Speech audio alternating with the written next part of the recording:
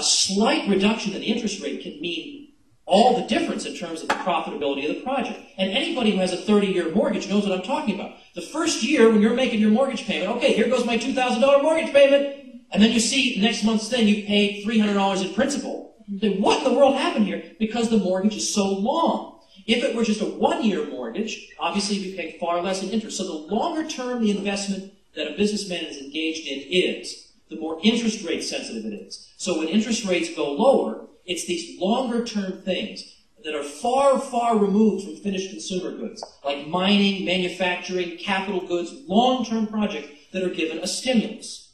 Well, so here we see the coordinating function. At the very time that consumers are saying, I'm going to consume a portion of my income in the future, that's also the time that business firms are producing for the future. So there's a time coordination mechanism. But secondly, remember my point about how if I earn $100 and I spend only $60 and I put the other $40 in the bank, I have in effect released $40 worth of resources that I'm not going to consume right now. Well, these saved resources in the economy that are not immediately consumed provide the material wherewithal to see all these new investment projects through to completion. So again, this is a very smooth process. Now, let's consider the second way interest rates can come down, and that's when the central bank established by the government, in our case the Federal Reserve System, forces them down artificially. Now, for time purposes, I'm not going to go into open market operations and things of that nature. That's in not only my book, but many other books. For our purposes, all we need to know is that the Federal Reserve has the power to influence interest rates downward or upward. So let's suppose the Federal Reserve System decides, let's create prosperity. So let's force interest rates down. Well, here you have, in the short run, the same consequences. You have low interest rates. You have businesses beginning long-term projects. You have apparent prosperity. But while interest rates that come down because of voluntary saving lead to genuine economic growth, interest rates that are pushed down artificially by a government-created central bank create boom and bust. Because notice how both of our examples of coordination are now interfered with. In the first case, we were talking about how one coordinating function is that I'm going to consume in the future. So businesses prepare for that in the future.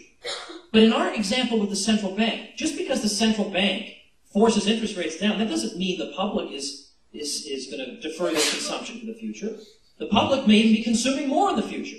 So now we have businesses engaging in long-term production projects at a time when people's consumption desires are to consume right now. So there's a mismatch. There's a time mismatch. So at the very time that people are demanding more of existing products now, businesses are misled into thinking now's a good time to engage in long-term product development of new products. Well, that's a market mismatch. That can't be sustained. It's going to be a bust. Secondly, just because Ben Bernanke or Alan Greenspan says, you know what, let's force interest rates down to 1%. Let's just get it way, way down there. Well, that doesn't release any saved resources into the economy. In our first example, people genuinely abstained from consumption, thereby releasing resources for use by investors. They haven't in the second case. But yet, meanwhile, investors are being encouraged to engage in long-term projects for which the necessary saved resources do not exist.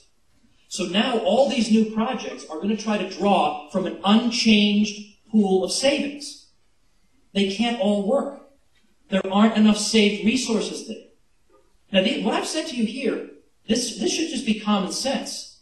Just because a central bank chairman pushes an interest rate down, that doesn't release the factors of production necessary to see additional investment through to completion. So investors will start engaging in their project, and they're going to find that since they're now all competing for the same unchanged pool of resources, their costs are going to be much higher than they thought, because they're going to be bidding for an unchanged pool of resources with a lot of other investors. So now they're going to need more. They need to borrow more to meet these higher costs. But now interest rates are going to head back up unless the central bank just keeps pushing them down. Now, a great analogy that Ludwig von Mises, the great Austrian economist of the 20th century, gives us is, he says, think of the economy as being like a master builder building a house, but who falsely believes he has 20% more bricks than he really has. Now, let's assume for the sake of argument he can't buy any more bricks. Let's just say that he believes that the resource base at his disposal is 20% larger than it really is. Well, what type of house is he going to build? He's going to put down, for instance, foundations that are much broader than he otherwise would. He might even build a house in a slightly different style than he otherwise would. Now, is it better for the master builder to discover his error in the short run or when he's putting the last brick on the structure? Well, of course, the sooner he finds out that he has a false estimate of his brick supply, the better. Obviously, if he puts the very last brick on and then turns his head and says, oh, I still have half a story to go, and there's no roof and it's all disaster, that's terrible. Now that's all squandered. He's going to have to tear it all down. He's squandered all that labor time. All those resources are permanently squandered. Society is all the poorer for this. Whereas if he had discovered his error after laying the second row of bricks, well, too bad for him, but at least it's manageable, the error. Well, the reason this analogy is so useful is that we compare it to the economy as a whole. And so when the central bank artificially brings interest rates down, investors now begin on investment trajectories which, like the house in the master builder example, cannot all be completed with the existing resources. So is it better that they discover this error in the short run or in the long run?